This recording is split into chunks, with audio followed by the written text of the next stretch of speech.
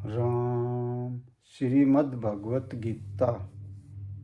न जन्म न मृत्यु, अध्याय 2, श्लोक संख्या 12। न त्वमेव जातु नाशय न त्वमेव नमे जनाधिपा न चैव न भविष्याम सर्ववयतम परमः। इस श्लोक की राम सुखदास जी महाराज ने बहुत सरल व्याख्या की है। मात्र संसार में दो ही वस्तुएं हैं, शरीरी सत्य है और शरीर असत्य है। ये दोनों ही असोच्य है, अर्थात शोक न शरीर में रहने वाले को लेकर हो सकता है और न शरीर को लेकर ही हो सकता है। कारण कि शरीर का कभी अभाव होता ही नहीं और शरीर कभी रह सकता नहीं।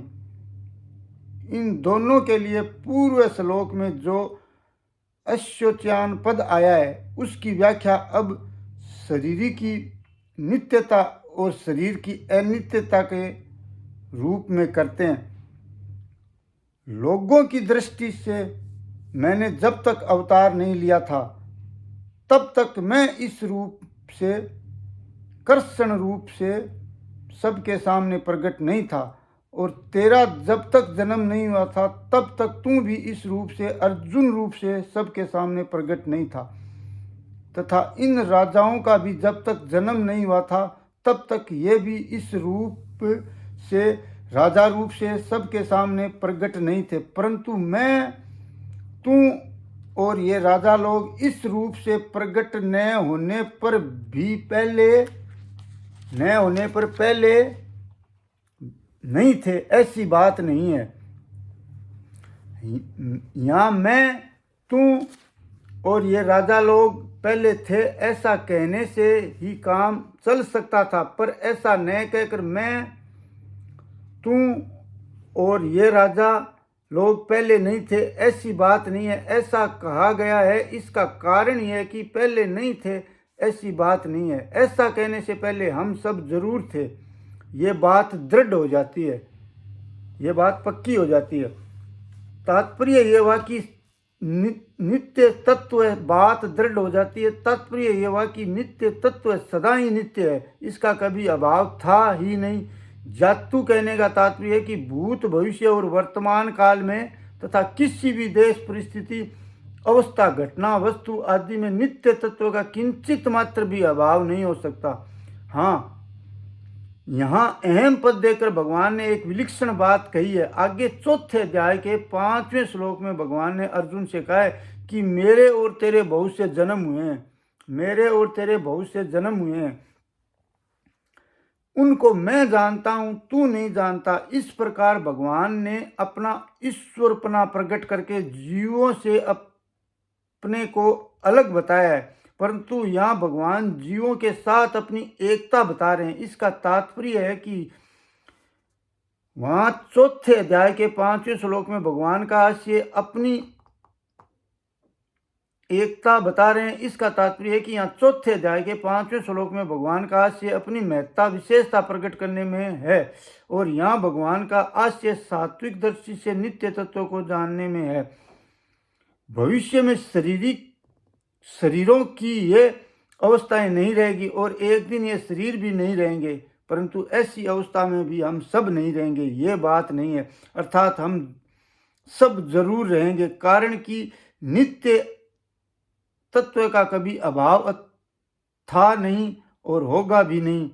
मैं, तू और राजा लोग हम सभी पहले नहीं थे, ये बात नहीं है, ये बात नहीं है।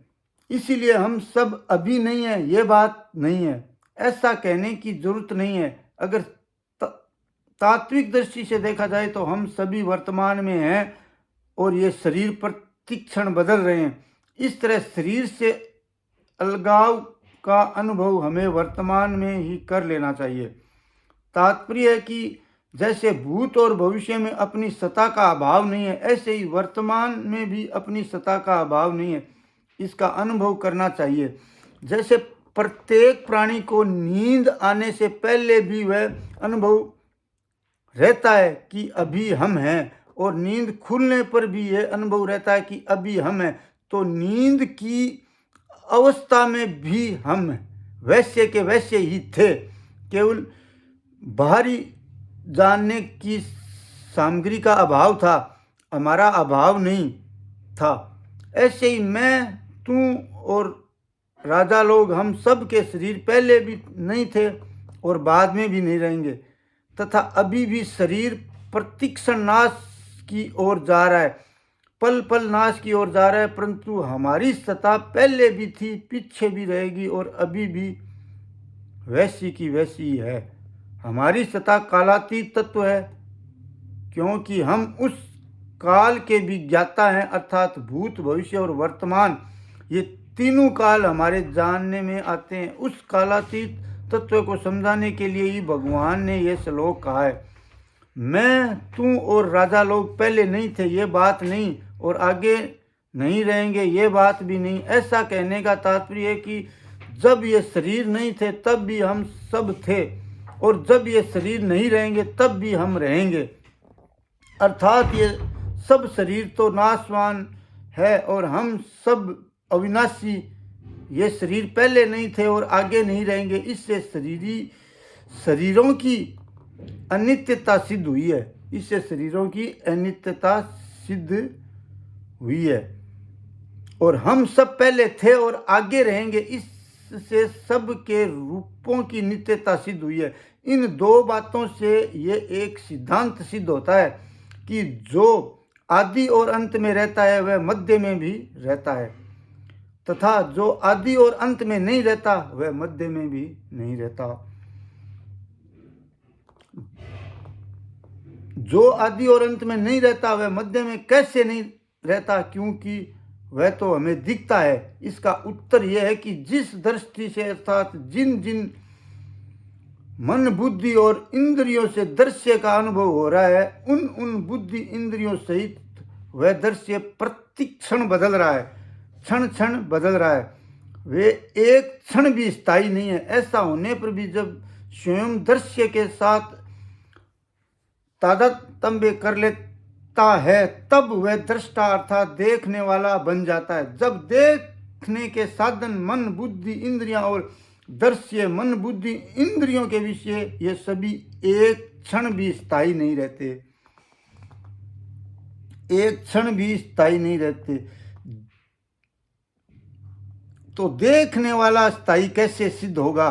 तात्पर्य है कि देखने वाले की संज्ञा तो दृश्य और दर्शन के संबंध से ही है। दृश्य और दर्शन से संबंध न हो तो देखने वाले की कोई संज्ञा नहीं होती, प्रत्युत उसका आधार रूप जो नित्य तत्व है वही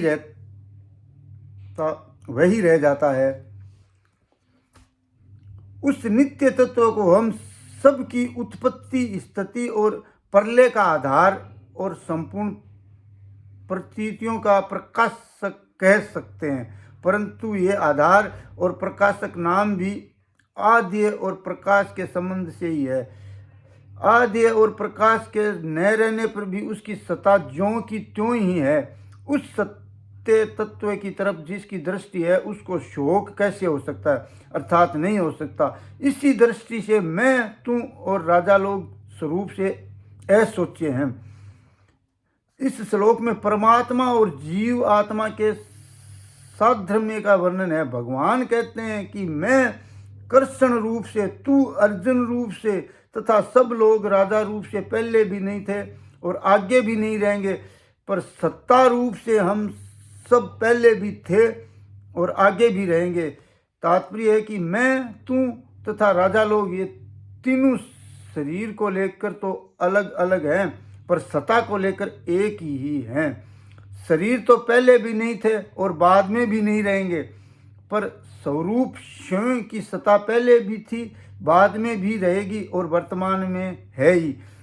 जब ये शरीर नहीं थे तब भी सत्ता थी, और जब ये शरीर नहीं रहेंगे तब भी सत्ता रहेगी। एक सत्ता के सिवाय कुछ नहीं है। मैं, तू तथा ये राजा लोग, ऐसा कहने का तात्पर्य है कि परमात्मा की सत्ता, जीव की सत्ता एक ही है, अर्थात है और हूँ, दोनों में एक ही चिन्ह में सता है। मैं अहम के संबंध से ही हूँ है। अगर मैं अहम का संबंध न रहे तो हूँ नहीं रहेगा, प्रत्युत है ही रहेगा।